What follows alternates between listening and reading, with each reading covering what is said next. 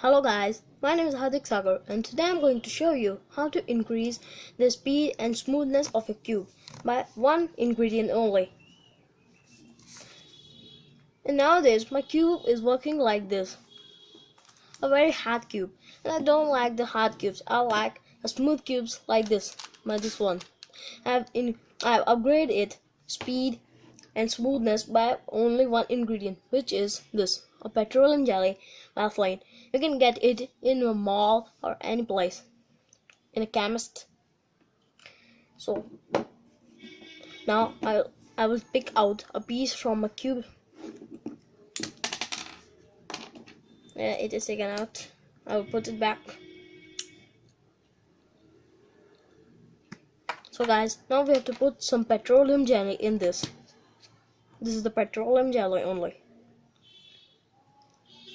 Some only. This much you can put. I'm putting by hand. You can put this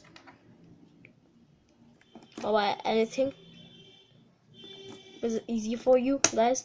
So now I have put back all the piece, and now I have to move the cube.